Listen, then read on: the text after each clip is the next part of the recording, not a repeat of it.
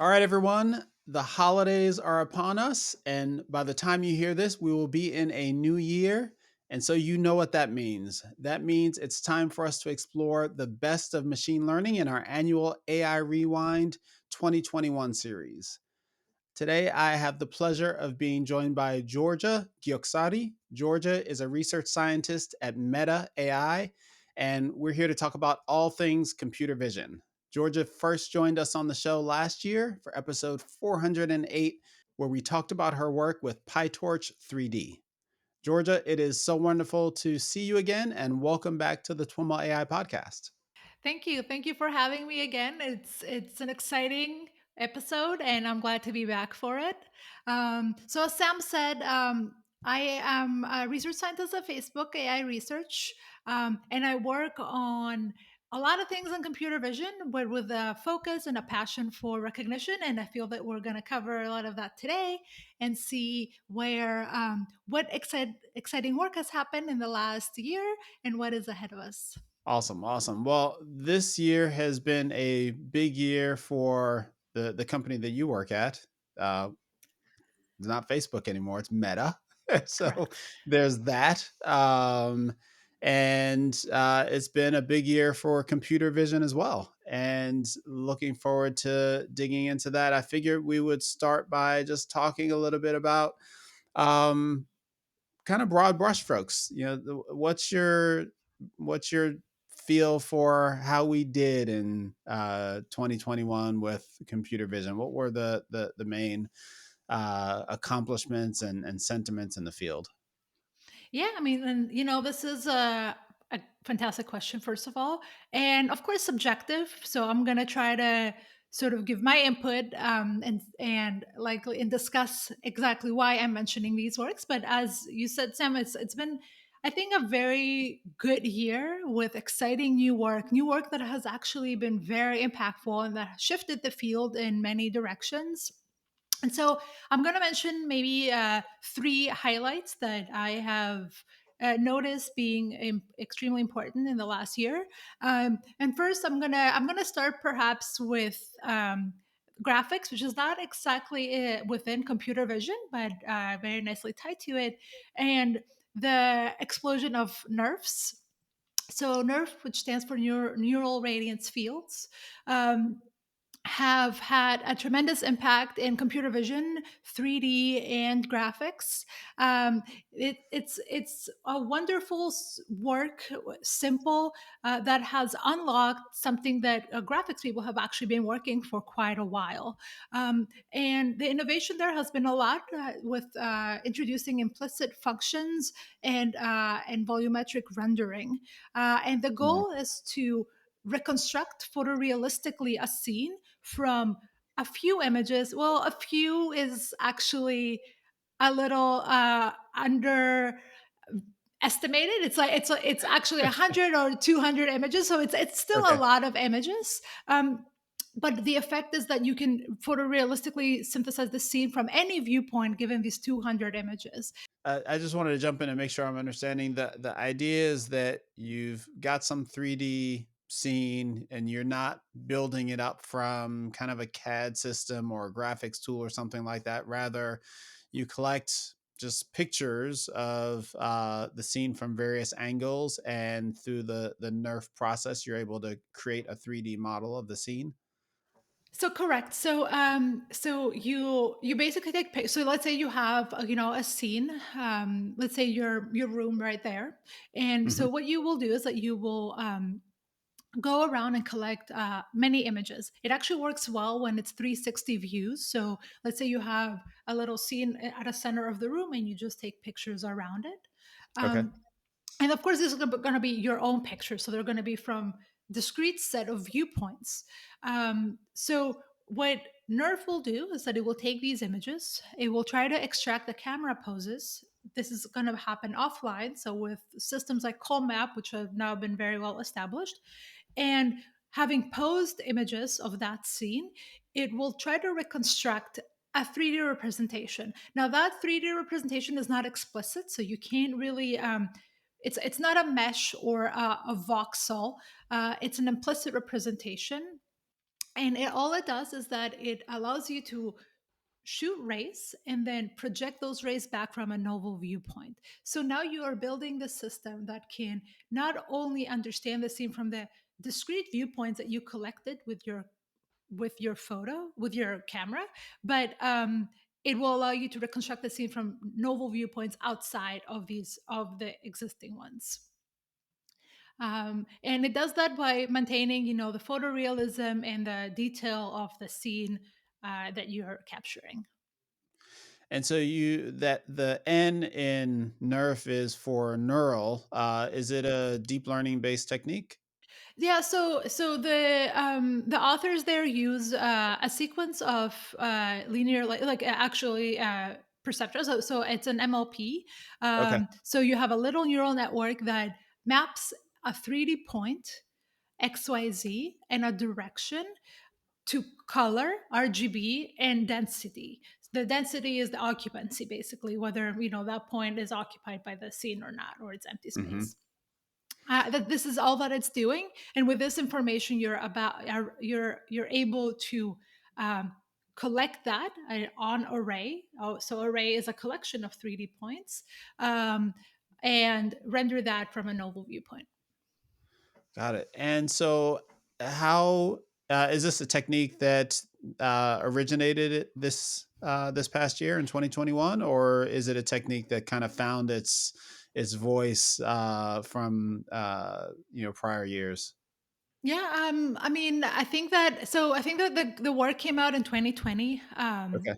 Of course, this is something that we need all to realize that nothing actually comes, g- gets to life out of nowhere. So, Yeah. of course, it's based on previous work. Of course, it's motivated by previous works. Um, I think that where this work has actually innovated is this using this implicit functions along with volumetric rendering. And it has since actually created a huge impact because, of course, the first paper came in 2020, but there's a lot of things to fix. How can you do this with fewer views? How can you do this faster? How can you do Mm. this by consuming less memory? So it has actually created a lot of follow up works and step by step improving this method. Even as we speak, there is like tons of papers coming out even on a daily basis. Are we seeing its impact primarily in terms of academic papers, or is it something that we've already seen implemented in different applications? Yeah, that's so. I think that for now, I am. I definitely believe that it is mostly focused on for research, especially while the community tries to improve it, make it more, user friendly, but also, have it consume less memory and faster. But I do believe that we will see uh, nerves will revolutionize the rendering. So any applications that now involves rendering, I believe, will move into nerves very fast. But I'm talking about Hollywood, visual effects, making movies. I'm talking about the gaming industry, like video games. I think they will also move towards something like a neural representation for rendering. And the reason for that is, I think, very simple. The method is simple. It does require a little bit of our expertise, and so we might actually see a shift of sort of what knowledge you will need in order to make this happen. But it is a lot easier to adapt to new scenes. So you need to do less work. If you want to move to different scenes faster. So I do think that it will actually have a tremendous impact, not now, but in 5 years, maybe if we do this podcast again, we can revisit that question. And when I think of the of rendering, one of the things that I think about is in the case of games, like rendering like from light sources and things like that, is the idea that this NeRF method solves this particular problem of reconstructing the scene from images, or that the techniques that were developed for that problem also have implication in kind of the broader, more broadly in graphics and in rendering, like point source rendering, that kind of thing. Yeah, I mean, I think they do. I think they definitely are. Have We're seeing more and more. Actually, we're seeing the impact of nerve expanding, very much so, moving beyond. That initial application that we've seen, and we are now seeing how they can incorporate even dynamic scenes, like moving scenes. We are also seeing how to change lighting, how to change materials. We're also seeing how you can hallucinate with them. So Mm, the field is ever expanding. So this is why it's an exciting field to be in. I'm sure graphics people are very thrilled, because there's a lot of work to do. So yeah, I feel that we haven't even seen the full impact of nerves yet and what they can do. But what right. we know is that the representation is powerful. We know the volumetric rendering is impactful. So the combination of these two ideas, I think, will lead to a lot more innovation. Awesome. So that is a innovation happening on the graphics side. I think your next point is maybe closer to home for machine learning and computer vision, and it's a big one that has a lot of people talking, Yeah, and it involves transformers, not the robots, of course, not the but the robots. transformer networks that we all know and love. What are you seeing there? Yeah, I mean, this has definitely been a highlight for 2021 computer vision. We have seen Transformers finally coming into computer vision. Transformers is actually not in natural language processing (NLP). Researchers there have been working with Transformers for a few years now, but they have finally made it to into computer vision. Um, and it has been an exciting times because we now sort of are seeing this line of work where we are slowly replacing CNNs with transformers and for various recognition tasks. Mhm. Um, and in particular, we've also seen what is exciting about transformers in computer vision is their impact when it comes to working with extremely large scale data. So it's still quite unknown to us whether transformers work well in the low data regime. This is something that is, the answer is not out yet, but we definitely know that for large data, we're talking hundreds of millions of images and more, transformers are quite impactful. And is the idea that transformers can create more robust representations based on lots of data than convolutional networks? Yeah, so I think that again, this is we don't quite know, and like theory behind these Yeah. things is kind of always unclear. But the the main sort of highlight is that CNNs, which is the predominant sort of tools that we used before to represent our visual inputs, had inductive biases, and this comes from exactly the structure of convolutions and the image grid. Now, transformers take a completely different approach. They actually treat images like a sequence of tokens. So this can be patches of images, so small neighborhoods of the image, Hmm. um, and they and the only inductive bias that comes into transformers is through this serialization, as you would say, of the image, and the pose embedding that comes in when we are processing these inputs. But other than that, everything, all operations are sort of global with attentions being cast into these representations. So there is no other inductive biases in these networks whatsoever. So that means that they have the potential to be a lot more powerful because you're constraining them less. But in order to achieve that, you need more data. So it is a much more it is much closer to actually having a true function approximators, like what we say, like MLPs are great function approximators. But with CNNs, that was a little bit taken away because of that particular structure, and now transformers are bringing this back to life, which is an exciting and has proven also to work in for images. And how would you characterize where we are? Are we in the, just kind of demonstrating that it's possible to make it work stage, or have transformers in computer vision demonstrated, state of the art results, or, either better results on,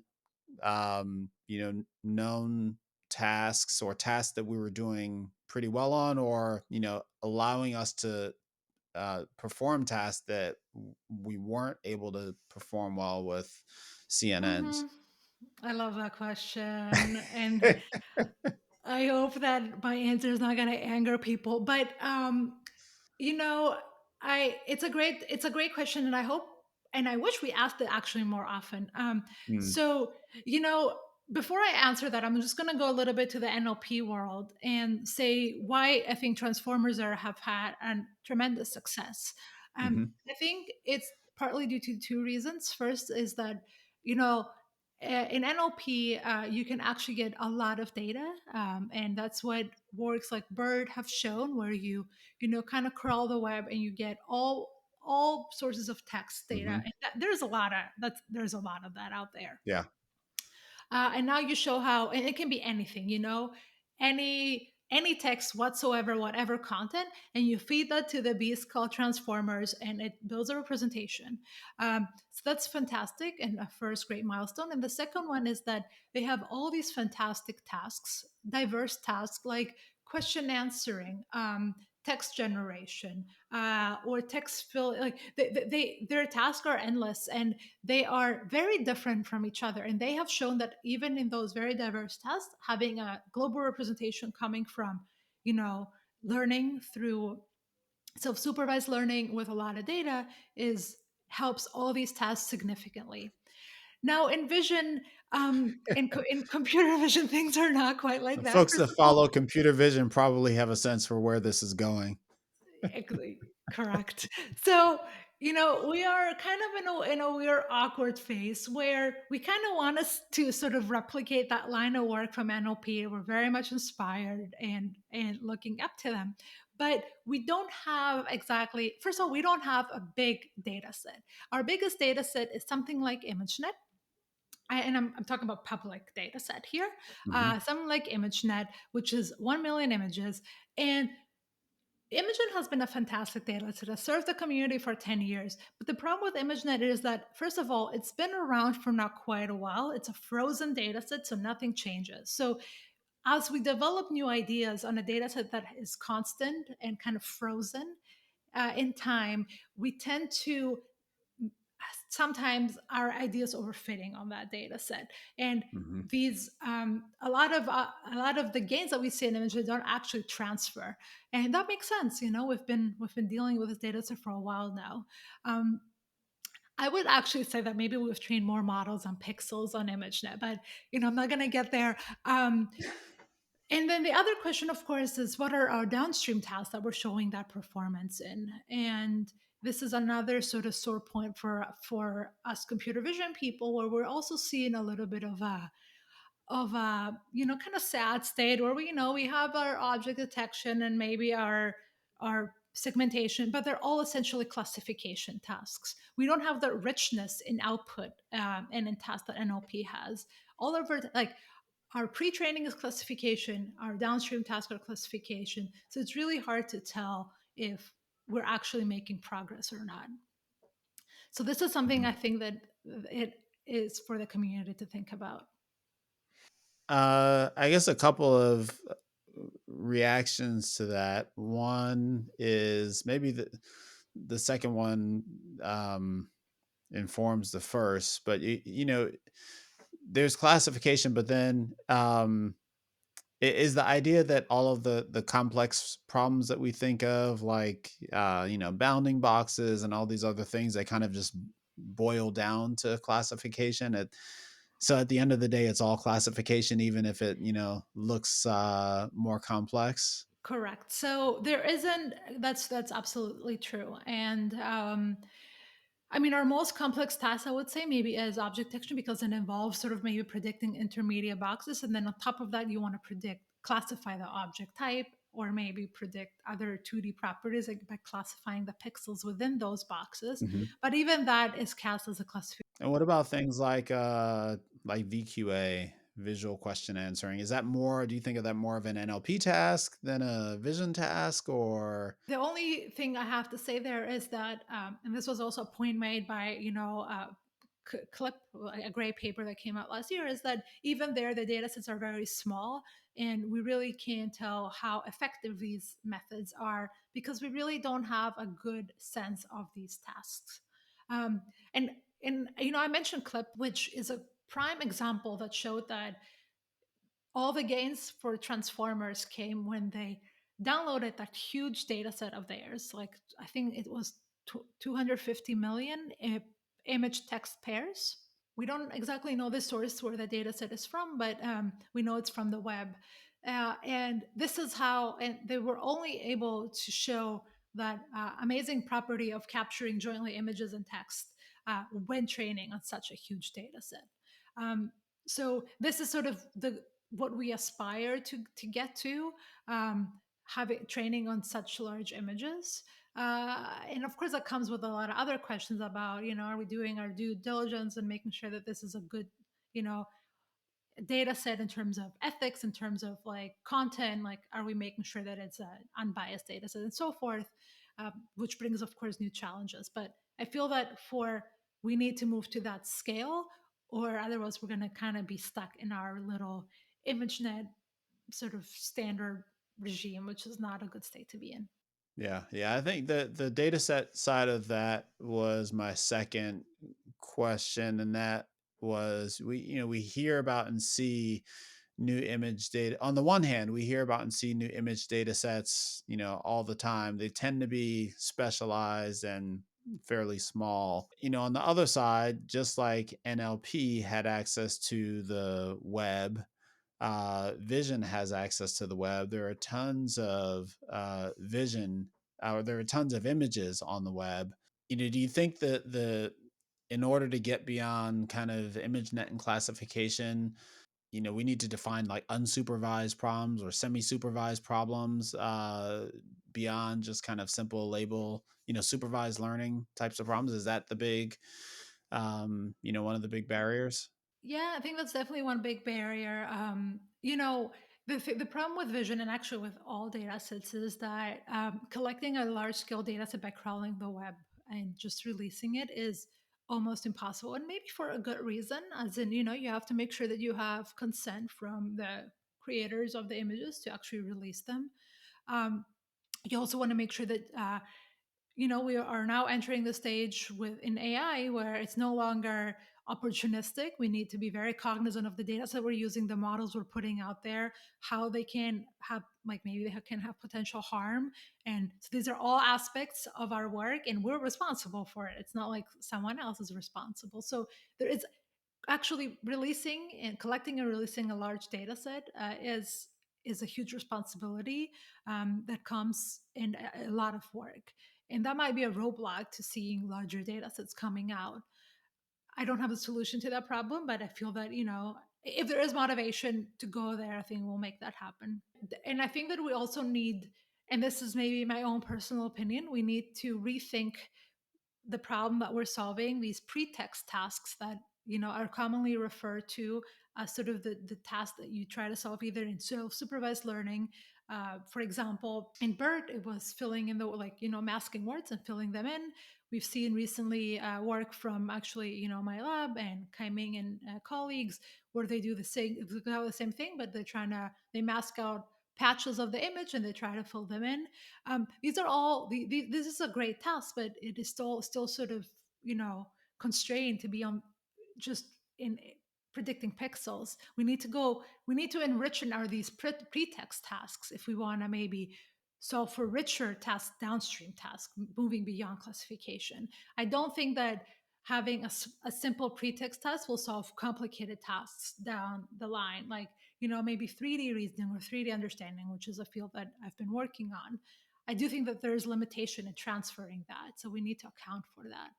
And so, but I think it's a good first step. I think that we just need to broaden our horizons a little bit on what problems we're solving, how we're solving them, and how we're thinking about building representations, either through self-supervised learning or through supervised learning with labels, but move out of this, image to single object label, let's say. And here's where clip was fantastic, because that's exactly the point where text is richer, contains richer information than just a label. And that's what they showed. They showed that that creates a great representation if you try to, jointly capture text with images. Yeah, why don't you take a few moments to more deeply introduce Clip and why you think it was so exciting? Clip is this work from the OpenAI team, and basically their premise. There's a lot of technical content that I will not spend time describing here, but big picture is that they wanted to build a representation, a rich representation, moving beyond your classical images to object labels type of training to get to those representations. So they know that text contains a lot of information, and they also know that images are important visual descriptors of these texts. And so it makes sense to sort of combine them and build a joint representation and see what you can learn by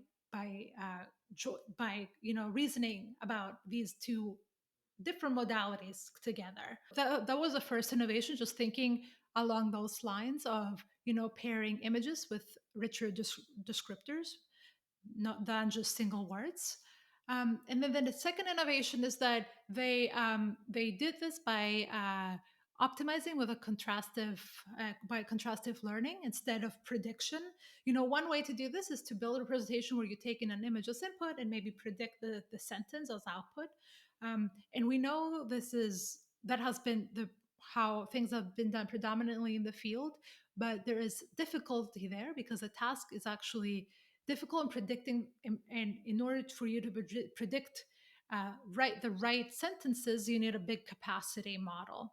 So what is a lot more friendly, and turns out also friendly for optimization and robust, is to actually embed these two modalities, the sentence and the image, embed them with separate neural networks, and then train them so that the embeddings of the sentence of the image actually are close. So by minimizing a similarity, I think in this case, I think they use the cosine similarity, if I'm not mistaken. So the pair, the sentence and the image that correspond together should be close in that embedding space, and any other pairs coming from the whole data set should be far in the embedding space. So, and this is what they did. And of course there's a lot of technical details on how to make that work, how to train that. Of course there's the corpus is huge. And then they showed that you can actually get really richer representations through this way. And this is sort of, and why it's exciting for a person like me, even though I'm not an NLP, is that it shows exactly that we need to move beyond our single label regime into either richer outputs, or either in the text description space, or maybe also in 3D space. That's another modality that I think is important to start thinking about. So that's why I actually think that I would say the clip is definitely my favorite paper of the last 2 years. Oh wow. What are so far Clip and NeRF? There's sounds like several papers that have evolved the NeRF method. What were some of your other favorite papers in Vision this year? I want to say that I have enjoyed a lot of the follow-up work after Clip. I'm going to mention this awesome paper that came out recently from Rana Hanaka, if I'm pronouncing her name right, from Chicago, where she is trying to, if the team there, they're using the Clippers presentation and they're trying to build 3D models with texture that look like the sentence, for example, Mm-hmm. like I think they have like lawyer as one potential like sentence, and then they transform a human mesh to look like a lawyer, like Oh wow. kind of like a mean face and like a suit wearing. And so um so that was like a really like I have enjoyed seeing all these fun applications coming up after Clip, than just it's Hmm. not just about benchmark and beating numbers, but like fun things that you can do with these representations. And Yeah. then, of course, I think that a highlight in computer vision after beyond that was I definitely transformers like world of VIT, which was the first approach to make transformers work for images. Swin transformers from Microsoft that showed how you can actually go beyond ImageNet and make that work for other computer vision tasks. And where the innovation there is that they're trying to do things at multiple scales and multiple resolutions in order to capture the variety of the objects in images. You mentioned kind of this analogy to the BERT task, where you're kind of that close completion in text, and you mentioned kind of patch completion in images. Is that the kind of the fundamental premise of the way that transformers are being applied in computer vision? Is is that what the VIT paper is about, or? So the VAT paper is a purely supervised approach. So Okay. where you're taking an image, you're breaking it down into 16 cross 16 patches, and then you feed it through a transformer network, um, an encoder purely to get Hmm. for classification. So it's supervised, like on ImageNet, or the bigger. I think they also show results in their internal Google dataset, but it's for classification, supervised learning. Um, Hmm. we have also seen a lot of use of transformers for self-supervised learning, and this is where the patch completion comes in that I mentioned. And this is how to use transformers for self-supervised learning, which is actually a big topic in computer vision today. So these are the sort of two modes of work. You mentioned that the way folks were evolving, that we kind of started with, there was an initial paper that kind of demonstrated that transformers could work in vision, and there have been subsequent papers. Is there a clear kind of next thing that has to happen in order for it to be the breakout success that it was in NLP, or is it more just lots of problems and the community kind of rallying around those problems and making progress paper by paper? Yeah. So I'm gonna come out and say it. I think we need to rethink everything we're doing. Uh, um, yes, I think that it will entail us breaking away from that boring regime we're at with ImageNet. We need to move beyond that. We need to stop worrying less. I'm kind of sick of seeing papers that are just table after table after table with 1 percentage point of performance. Sorry, I don't want to be like bitter or mean, but like, who cares to some degree, right? I mean, benchmarks are not there for us to beat them to death and burn TPU hours and melt the ice in the Antarctic in order to get 1% on these data sets. Benchmarks are there for us to test ideas quickly, see if they work, and then move beyond that. Hmm. So I think we'll need to break out of that sort of desire that we have to produce more papers with more tables Yeah. and more numbers that are not substantial. And we need to rethink a lot. We need to be more creative in what we're solving and how we're solving it, how we're using these data sets. You know, Even simple data sets with single labels can be used in very creative ways. Hmm. So and of course, we need to also move beyond that. I think video is a fantastic data source that we need to start exploring better. Again, video right now in computer vision is predominantly used for classification. Isn't that bizarre? Like video. So you're taking this video that has so much information, that there's so many things going on, and you say running. It's so sad. There's more things to it. So, and we need to start exploring. It's right there. It's right in the pixel. So, and we know, maybe we have ideas how to do it.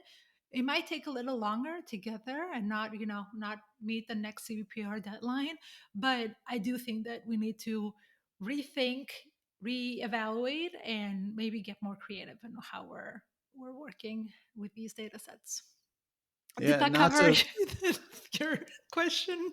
no, you did in a sense, I guess, and not to further belabor the ImageNet point, but I think it's interesting that this data set that has in so many ways kind of embodied the success and the moment that we're experiencing, right? The ImageNet Right. moment in, Right. machine learning, deep learning, computer vision, all of that. It's almost like it's a victim of its own success in a very strange way. Yeah, I think that ImageNet is so. I think that it's always important to sort of uh, step away from our everyday and kind of see where we're at. So ImageNet was a data set, and this is no attack to the data set. The data set is fantastic. It's an attack to us, right, as scientists. So ImageNet came out 10 years ago at a time when we actually didn't have neither good tools nor good data sets.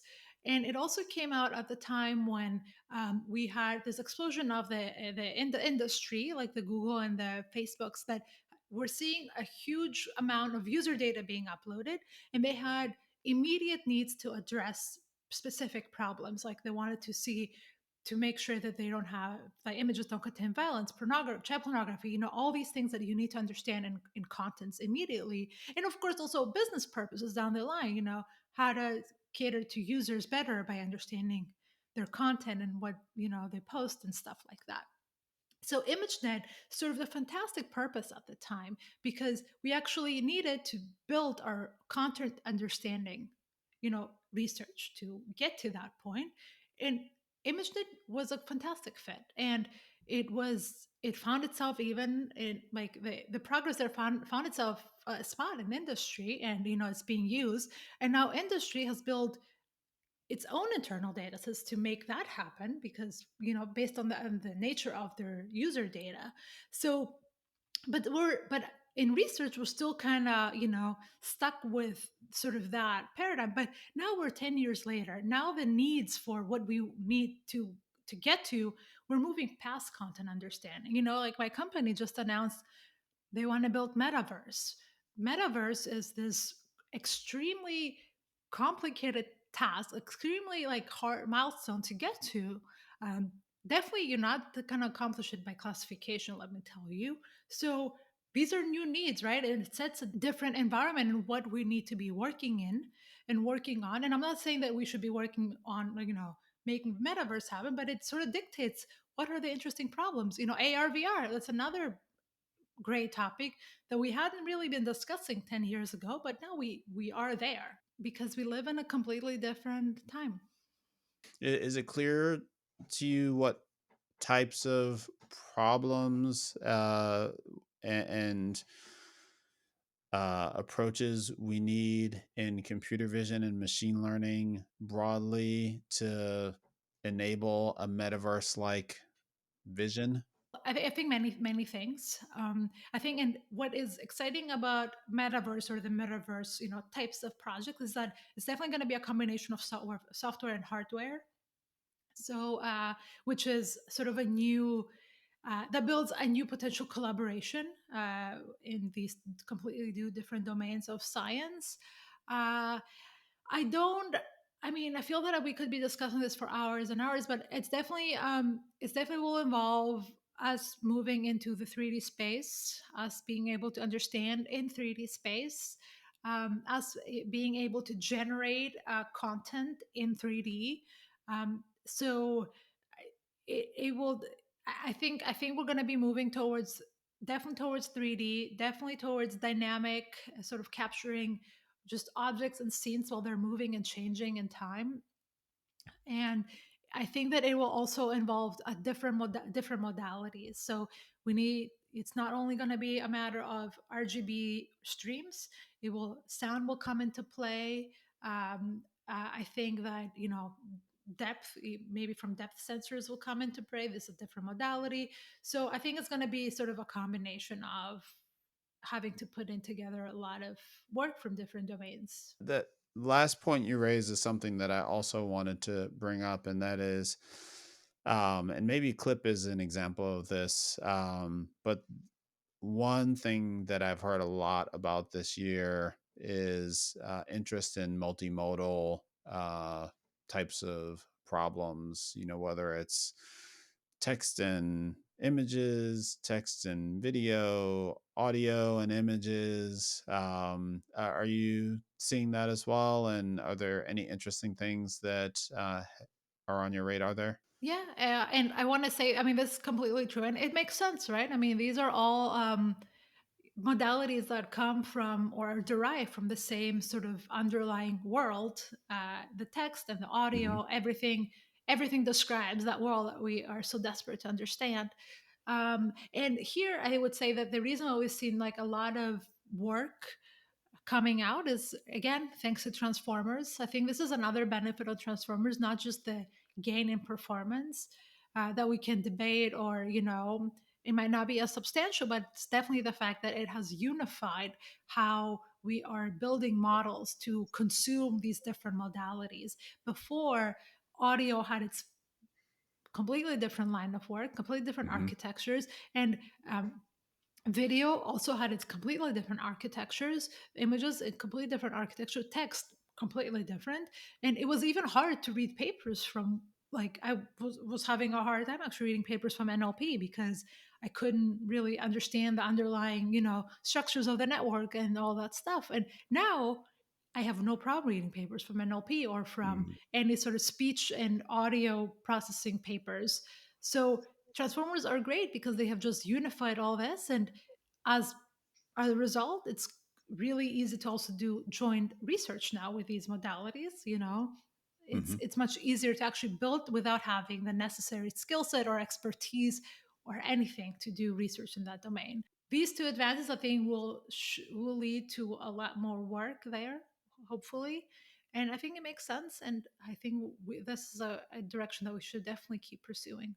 You mentioned in the context of metaverse, as well as in the context of NeRF, the problem of 3D understanding. This is kind of one of your home problems. Spend a lot of time thinking about this.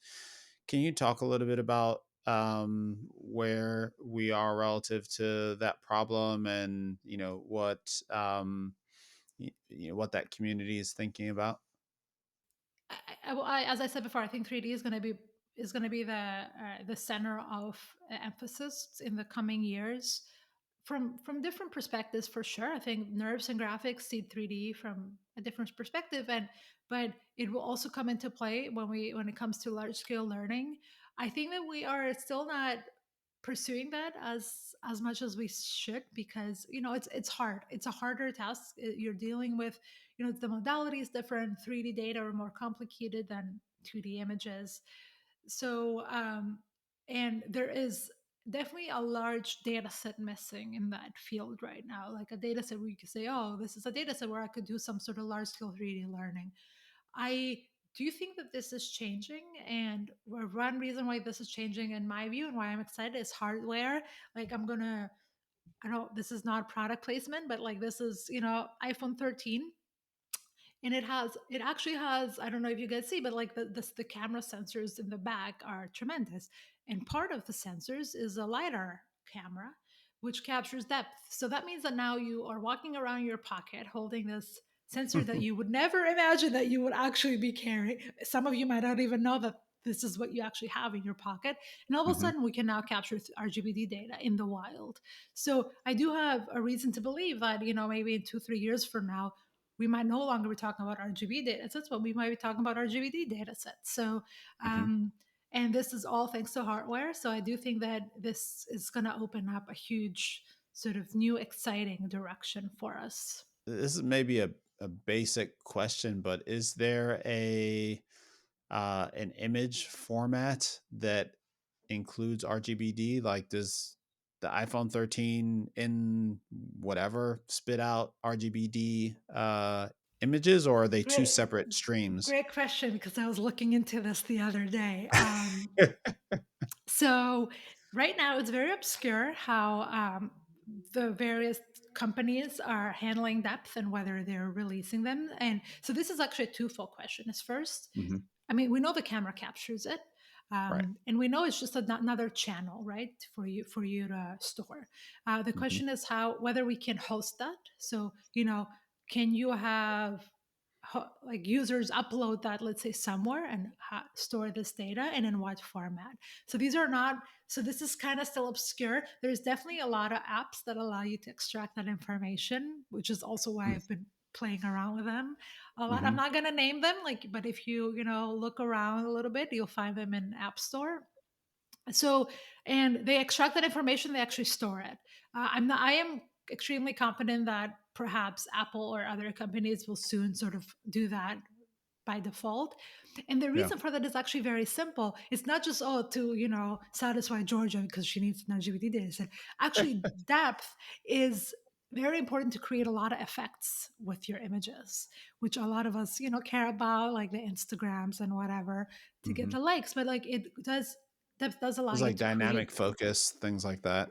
dynamic focus, this 3D photos sort of effect to give your images a little bit of a 3D aspect. I think Mm. like that's an app already in the Facebook Like app. tilt shift kind of look. Yeah, like exactly, like just give it a little bit of a like interesting perspective. Mm-hmm. So we know that we want to store depth because like we have, there is also a business purpose behind it.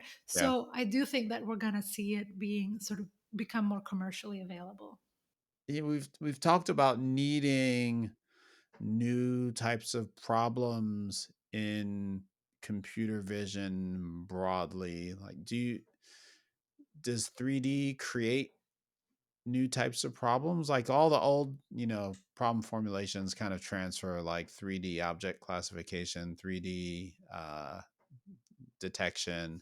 But are there kind of fundamentally new problems that 3D gives rise to? Yeah, I think that there's two maybe aspects to this. One is whether 3D can help you build better underlying representations. So this is one, exactly like we train representations again with our static, 2D data sets. Can we build better representations through 3D? Similar to clip where text may be a different modality. Can you do Mhm. better there? And then yes, and then the next thing is tasks. And we need to get, and this is where this new era that we live in today with a focus on AR, VR, the verses, whatever verses those are, they create these new tasks and challenges for us. So you do have your regular object understanding in 3D. You also have your, NeRF also requires a 3D understanding to work. So you also have your graphics related tasks there. And of course, it's our responsibility to sort of build a better suite of tasks in 3D as well to measure performance better. But there is a lot of tasks that will require 3D, and without 3D, they're just not going to be solved at all. Yeah, obviously, most of the images that we're looking at that are 2D images are, representations of 3D scenes. Is there any evidence that, you know, solving 3D, whatever that means, like gets us to 2D and maybe we're spending too much time on 2D and if we figured out 3D, we would get 2D for free? Yeah, I mean, absolutely, right? I mean, I think that I would only be satisfied and hopeful that by learning 3D visual representations that you are already solving for 2D. I mean, 2D is just like a simple sort of flattening of that space. So absolutely. Yeah. I'm asking a more specific question than there's kind of yeah, that kind of stands to reason, but I'm wondering, like, are there specific problems that we've solved in 3D, and then We found you that know 2D we improves 2D. yeah, yeah. No, I not. I mean, of course there is the pure 3D tasks which would not be solved by any means in 2D.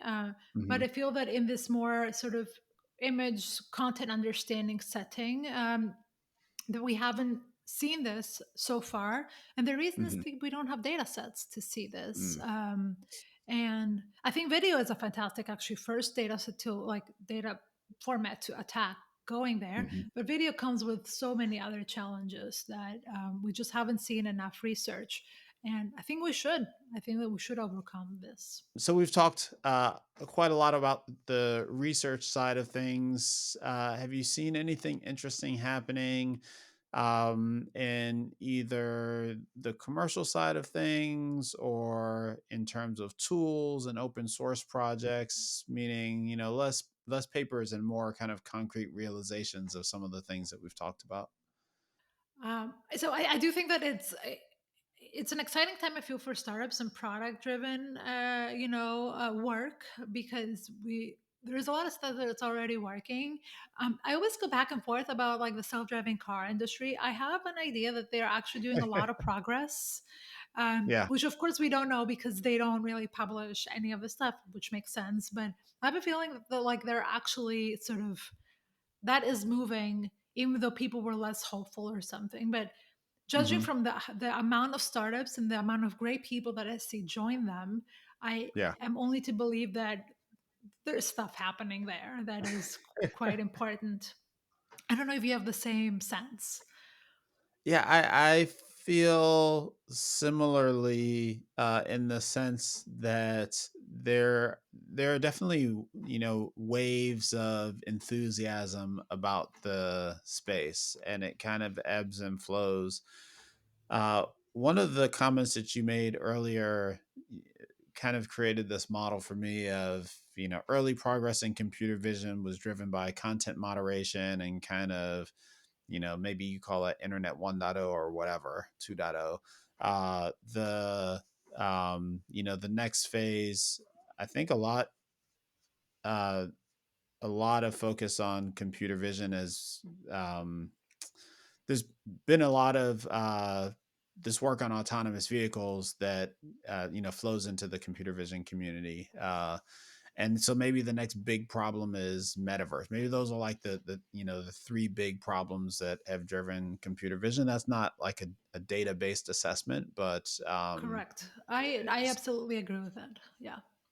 that whole space I think is one that, historically, and I think I feel the same now about it. It's like I've tended to be I've tended to be a bit more conservative than some folks. And it's mostly it's less about the, exciting things happening in computer vision and more about, well, two things. One, the predominance and importance of edge cases in the real world. And then two, the whole kind of regulatory, Correct. legal, insurance, like all the other crap. Right. I think, will limit our ability to get to, um, a world where you walk outside or drive around and, most of the vehicles you see are autonomous. I Correct. still I think that mean, that's a ways away. right. I mean, actually, I believe that we will solve the first one first, like covering all the edge cases. And then I think getting beyond the regulatory part of things, I think that's like an impossible. It's just impossible. I don't know. Politics is hard, I don't, Yeah. People are hard. and people are hard. Yeah. Yeah, definitely. I mean, I have the same sense. I've also been very sort of conservative about it. Also, as a computer vision scientist, I'm like, would I ever drive a car that I know, So, when you know too much, it's kind of difficult. Uh-huh. But yeah, but I am mostly judging it by just sort of seeing all of these like wonderful, amazing, brilliant people that are just joining and creating startups in that field. So it makes me want to think that, maybe there is really sort of progress happening there that I don't really have a deeper insight into things. I do know though that there's, in that similar space, but there's tons of robotic startups. Mhm. And vision is definitely one component, but it's not. I mean, we're moving a little bit away from just purely vision now, but it is. I mean, vision is definitely important, especially for pick and place and all these other robotic tasks. But we're seeing a tremendous amount of startups in that space. Again, made possible by the fact that we now have companies that make commercially available robots for relatively cheap prices, so you can actually Mhm. very fast sort of prototype and test various robotic driven applications. Are there any particular that come to mind? I mean, yeah, there.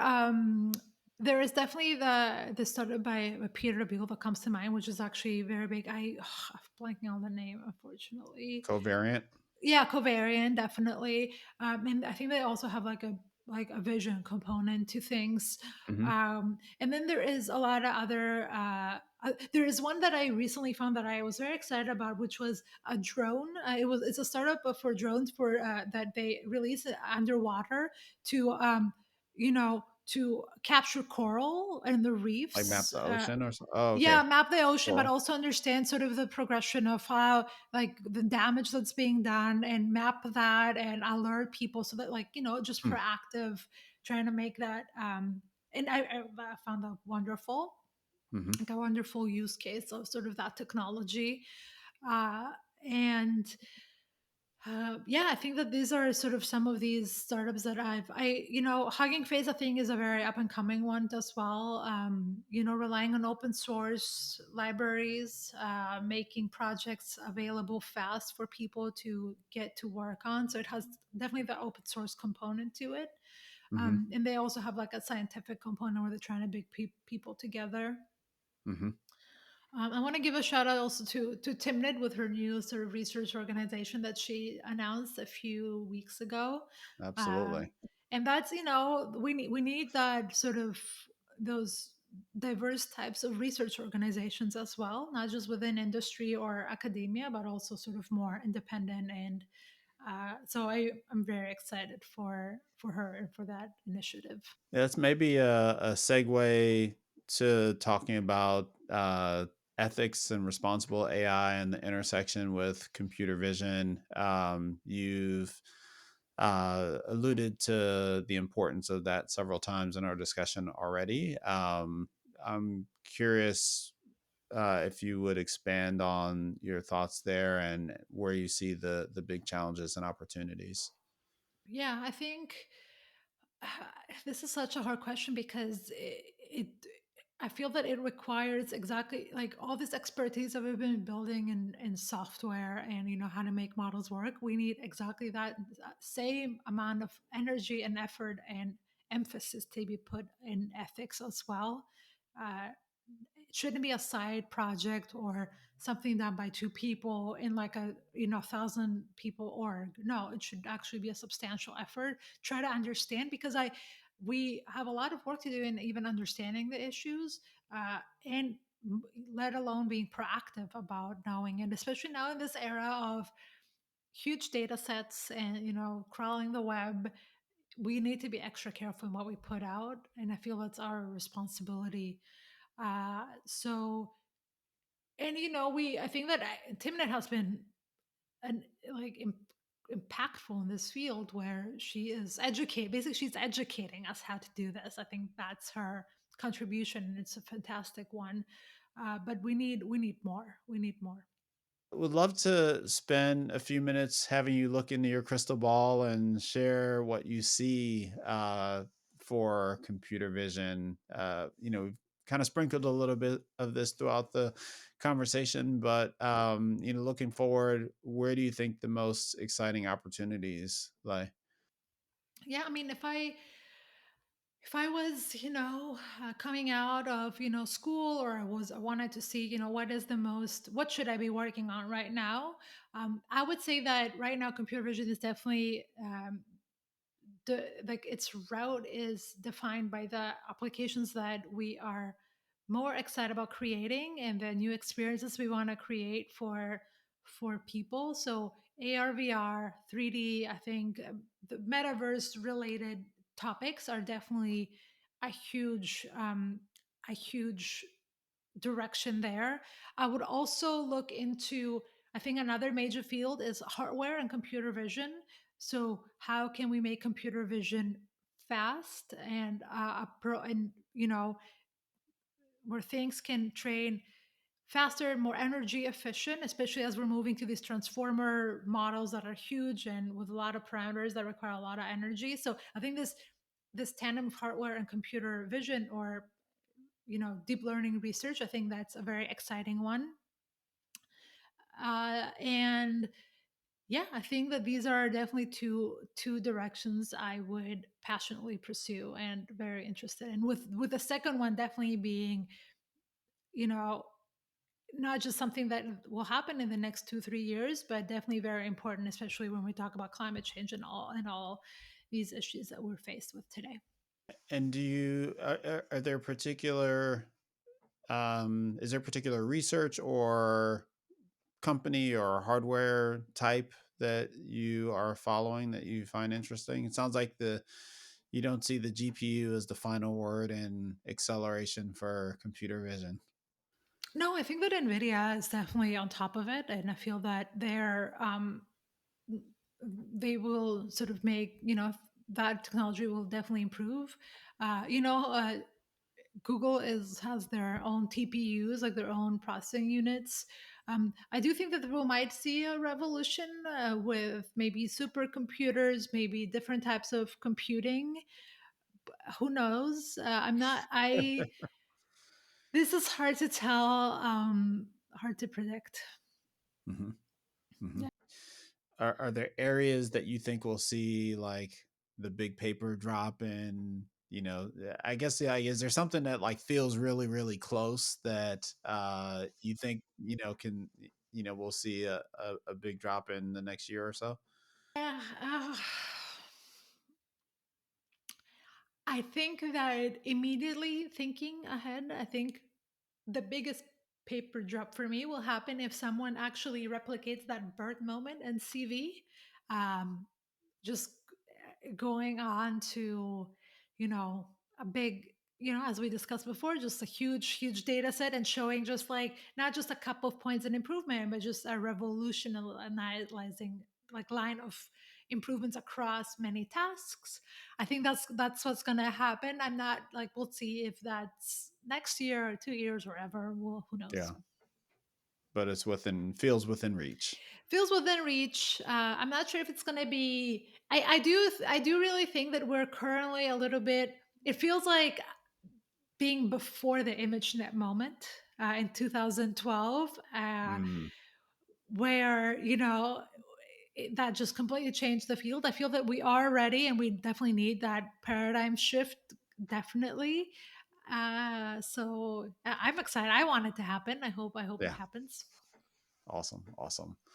Well, Georgia, it has been wonderful to reconnect and appreciate all of your insights and thoughts into what's been going on in computer vision and not just what's been going on over the past year, but what we have to look forward to. Thanks so much for taking the time to chat about it. Thank you, and I hope it was, informative and fun. And let's see what's ahead of us. Fantastic. Thanks so much, Georgia. Bye.